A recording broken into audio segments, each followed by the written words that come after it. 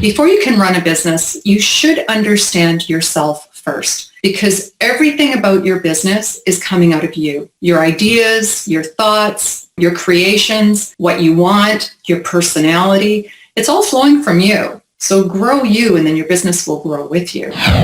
Welcome to the My Future Business Show, where we get you in front of your best audience and keep you there. Not only are we interviewing the biggest names in business to help you become even more successful, we're inviting you to book your spot on the show to help you grow your business. So at the end of the call, make sure you fill in the interview application form at myfuturebusiness.com/interviews. Hello and welcome back to the show that gets you in front of your best audience and keeps you there. My name is Rick Nusky. I'm your host, and I am jiggling around in my seat today with excitement because I'm on the line with the wonderful Fran Banting. Welcome to the show, Fran. Thank you, Rick. I'm just as excited as you are. Oh, absolutely. Given the topic that we're about to discuss, I'm sure by the end of the call, everybody who is listening is going to be jumping over themselves to get access to your wonderful work. Now, just for context, Fran, I'm going to share with the audience that you are a personal growth coach, you're a business consultant, a results expert, and you work with individual small business owners, entrepreneurs, and entrepreneurs wanting to grow themselves, their businesses, and their profits. Now, before we take a deep dive into the core of what we're going to discuss, I'd love to learn more about you. Where is home for you? I'm actually in Vancouver, British Columbia, Canada. Beautiful. So I'm in that beautiful area of the world where we have the water meeting the mountains, and I'm in the city right in between. Given my location, we're in the depths of winter. Is it warmer there at the moment? Right now we're in spring. Beautiful. So yes, it's a bit warmer. We're enjoying some sunshine right now. Summer's just around the corner. Now, for everybody who's wondering, Fran is the founder of Dreampath, and we'll share the details of that later on. That's a consulting firm, and we're going to be talking a lot about belief systems and her work with the wonderful Bob Proctor and his organisation, but we're also going to be talking about her books. We're going to be talking about her consulting work. Just so much to unpack in such a relatively short time. I wonder, Fran, in terms of downtime, do you have hobbies and sports? Do you like watching movies? What do you think? Well, it's funny you should say that. You might notice that everything to do with my business is related to movies. I am a movie buff. I actually went to school for editing and camera, and my goal was to be in the movie industry, but I ended up just kind of sidetracking that to business and corporate world. How I ended up there, it's a long story, but I do love movies, especially the classics. And it comes through in all of my work. My book is called Your Life as a Movie. My course is called Scripting Your Results. And a lot of my coaching is around the analogy of making movies. I love it. It's great how it dovetails into your work, your passion, isn't it? Now, I just recall something that Bob Proctor actually said on stage about how you can be a stage extra in your own movie in your life. And I'd love to talk a lot more about your understanding of his whole existence and his work, because I know that you know a lot about what is going on there. Now, in terms of a pet, when you were growing up, did you have any pets? Are you a pet lover? I'm an animal advocate. I have 2 dogs, which you'll probably hear during this interview at some point. I grew Hopefully up with they say hello.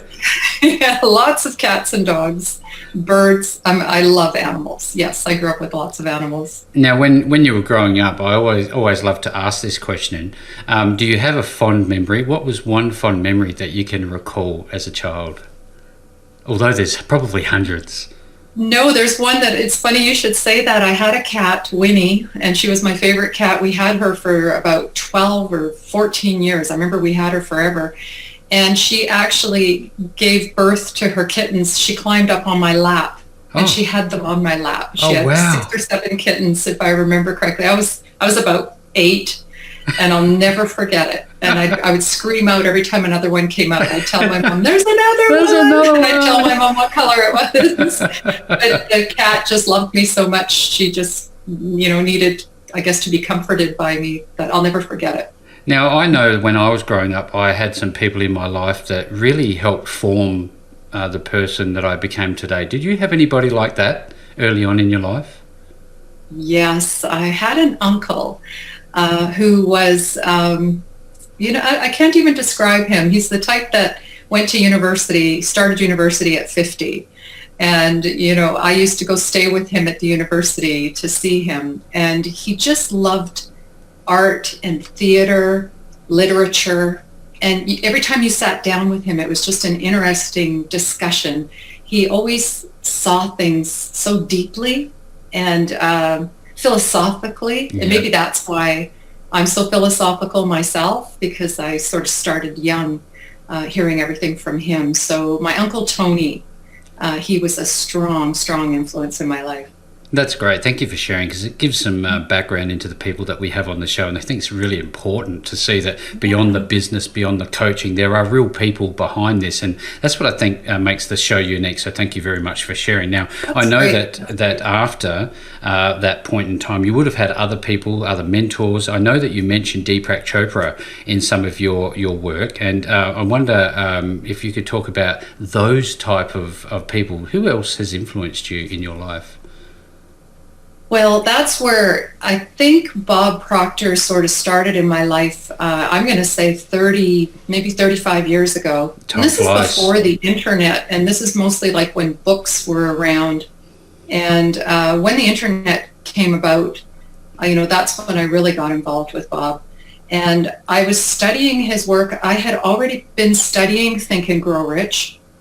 I think I bought that book when I was about 19, so we're talking 40 years ago.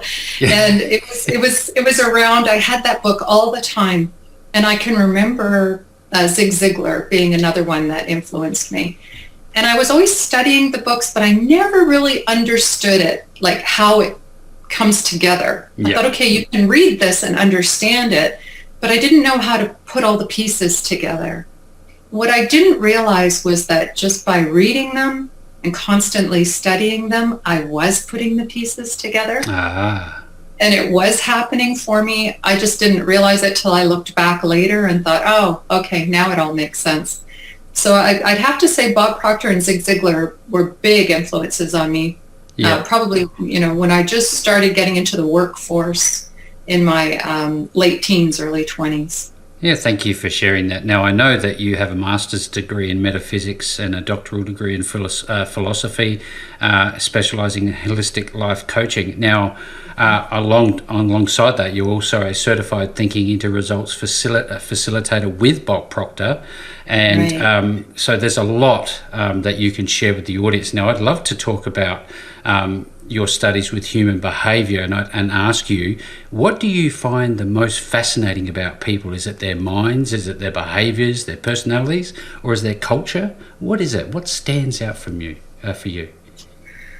Well, knowing what I know, I cannot get enough of just watching people and seeing where they are. And it's kind of interesting. I find that sometimes I wish I didn't know what I know, because I want to sort of just jump right in and start evaluating or making suggestions on something. But I think the one thing that happened with me was I started in marketing. I actually started in a real estate company, and I took sales and marketing. Mm-hmm. And I was studying marketing. And in that, I discovered that people can be influenced from commercials. Oh, yeah. And if the commercial was shown enough times, people would actually believe in that product. And if you brought up that product, people would say, oh, you should use so, because they say it's good. And it was all just from being influenced from an ad. And I remember that making me kind of angry.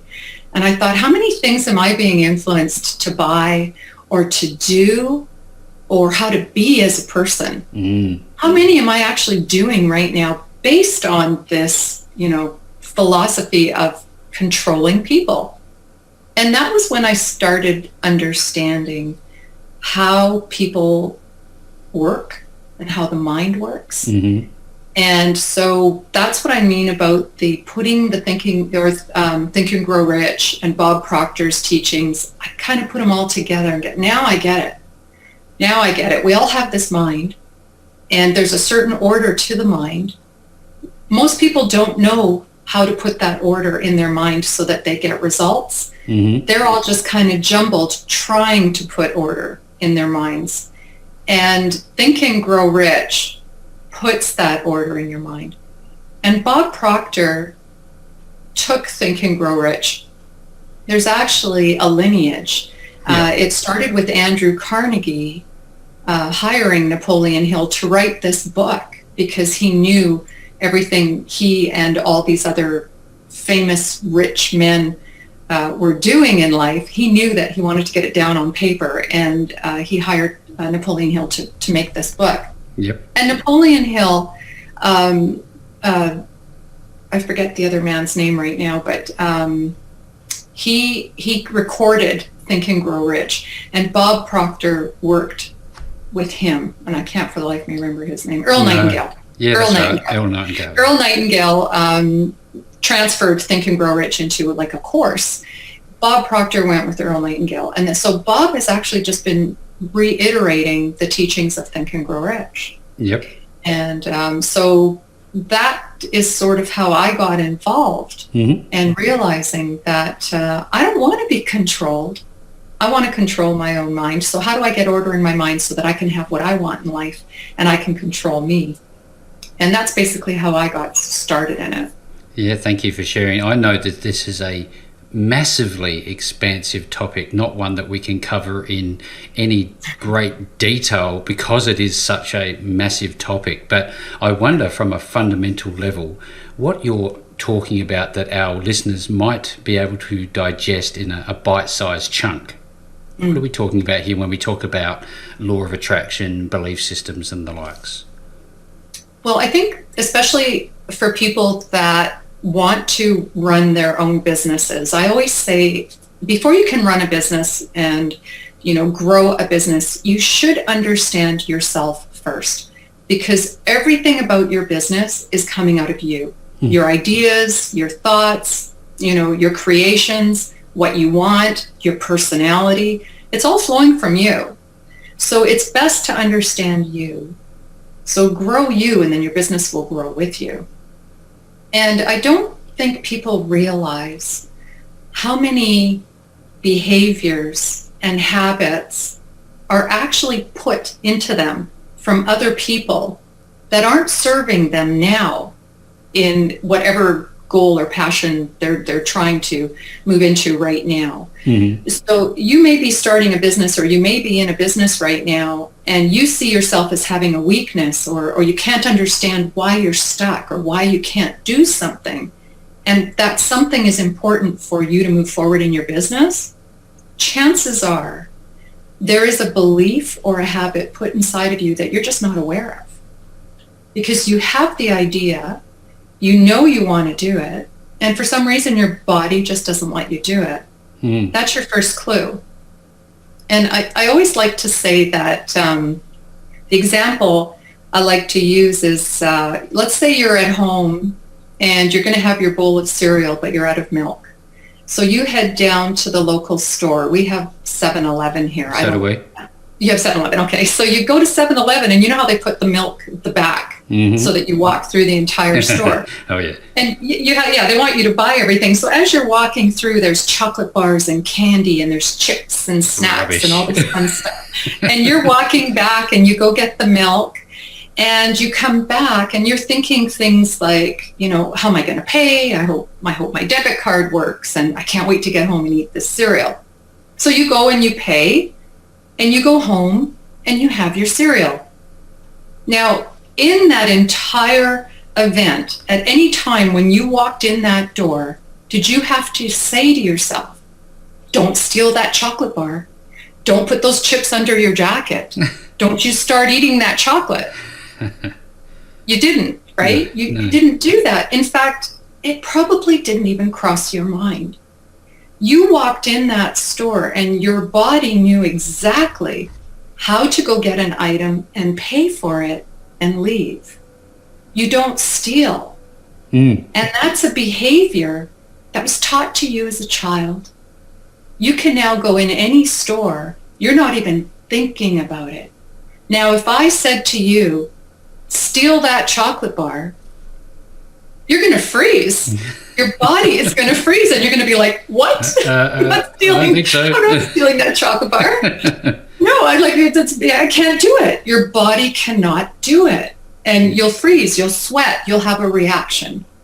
And this is the same reaction that people have when they start their businesses. Yep. If you are programmed to be a certain way, and now you want to achieve something that is going against the way you were taught, you're going to freeze.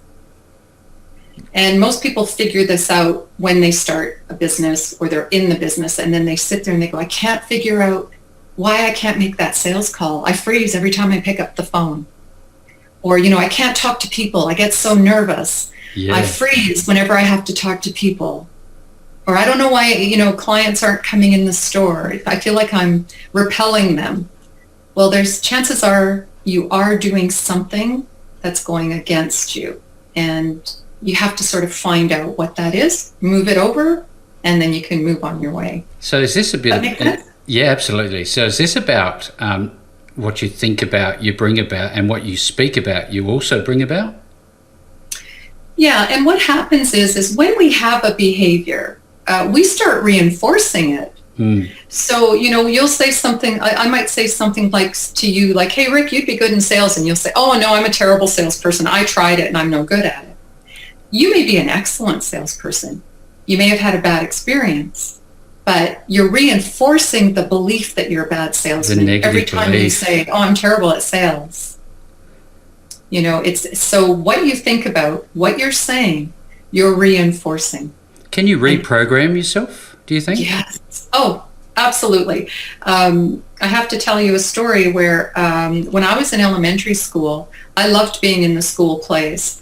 And there was one time where I was so proud of this play, and I got off stage, I think I was about 10, and somebody made a comment to me at how terrible I was. And I remember being just devastated, but I never went on a stage again. And through my entire teens and early 20s, whenever I had to, even for work, if I had to go in front of people, I would freeze. And I would say out loud, I'm a terrible speaker. I can't speak. I can't do it.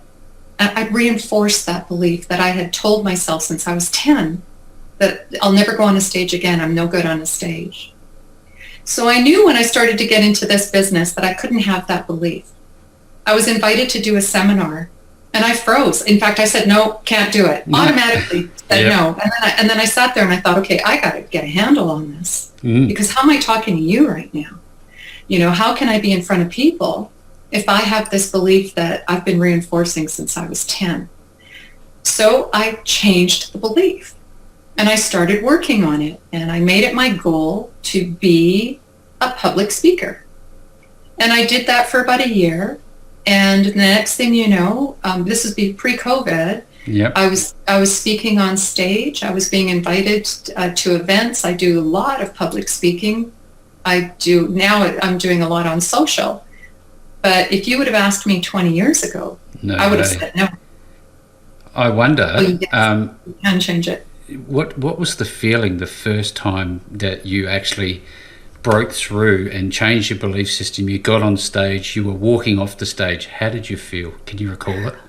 I do remember, because I came home and it was like I was in this, I was so calm and I was so at peace and I was so calm on the stage. I thought I'd be shaking, but I wasn't. I was totally calm, and I was explaining how to change a belief. I didn't use my own example, but I was doing it without the people knowing it. And I remember coming home and just looking at my husband, and I said, wow, that went really well. And I was just super calm. And now, I have no problem. I got in front of 500 people you could put me in front of 500 or one person. It didn't matter. Whereas before, I couldn't even be in a room with 3 people. That is awesome. Now, I wonder, Fran, you have your own book. I'd love for you to share a little bit about that book, if you don't mind. Your life as a movie, scripting and producing your dreams into reality. Wonderful title. I love it. Yeah, what I did was there's a process to changing a belief and how we get into changing our minds and achieving results. And it all starts with your conscious mind, your subconscious mind, and your body. They all have to be aligned. Yep. So when I wrote my book, I wanted to make it similar to doing a movie. So your goal is like you creating a movie for yourself.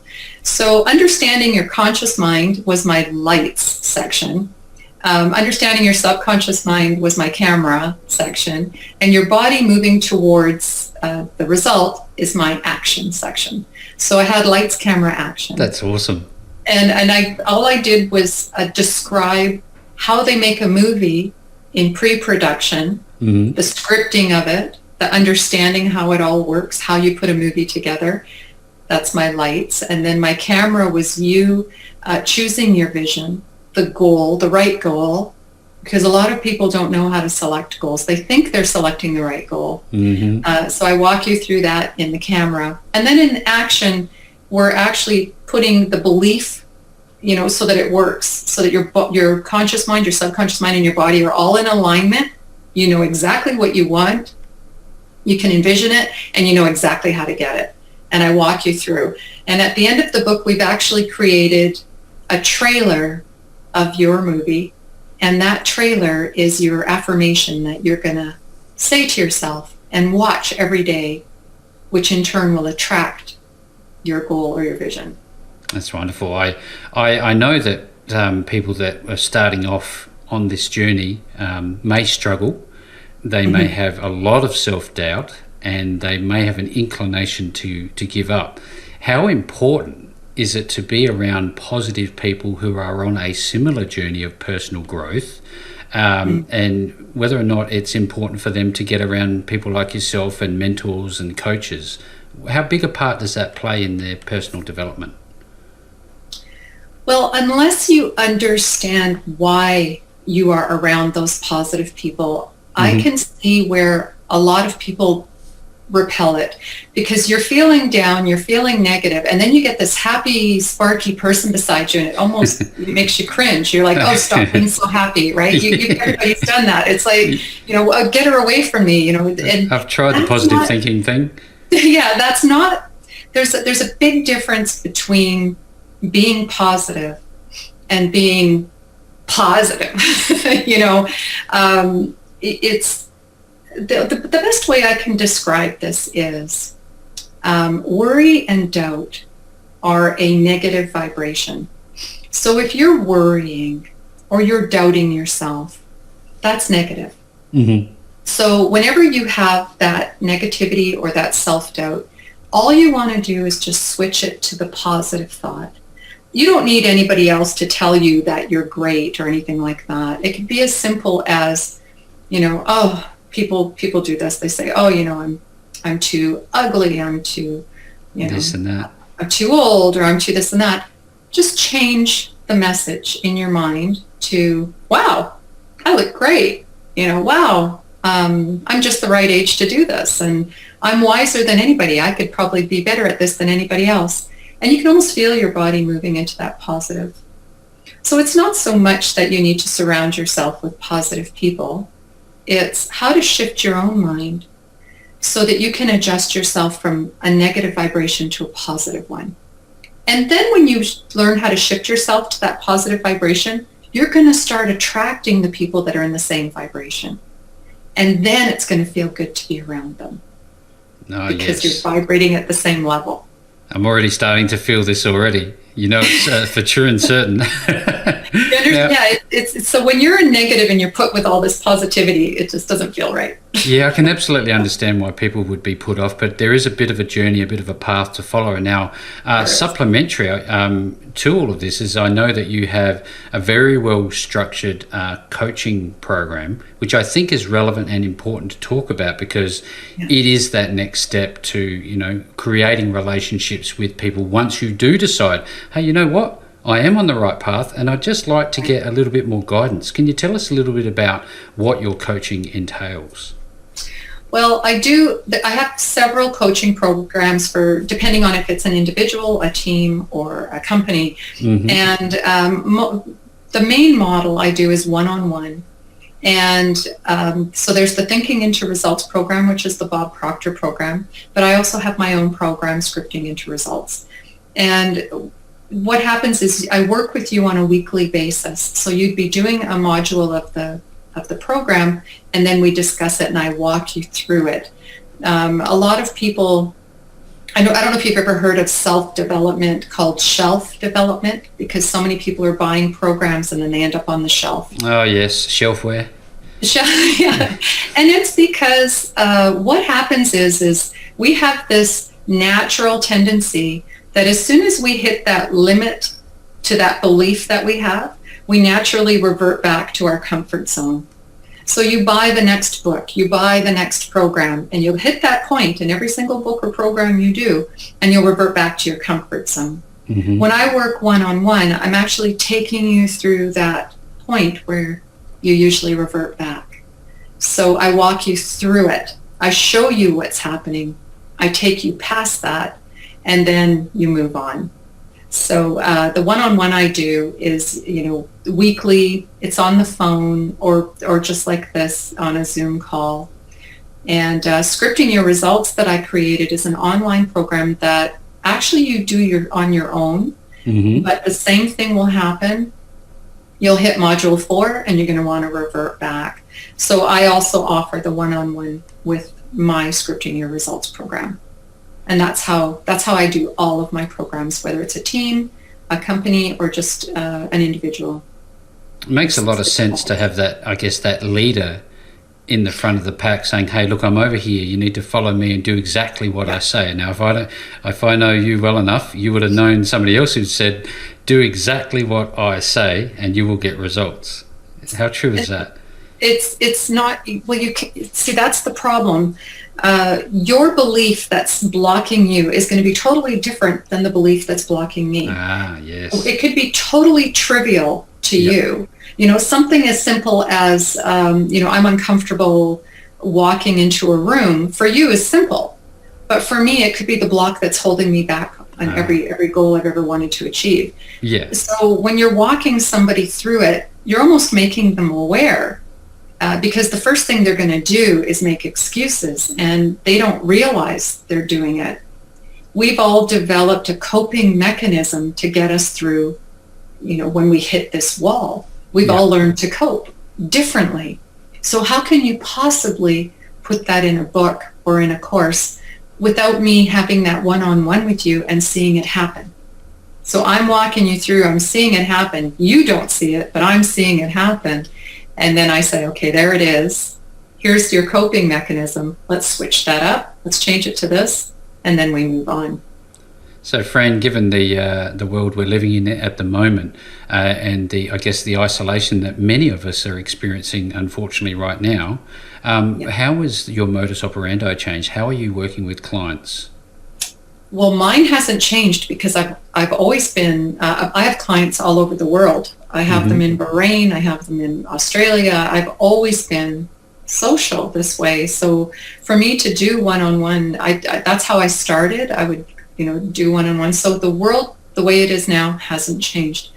What has really changed is the attitude of people that it's all over. There's a lot of people that think, I lost it all. I lost my career.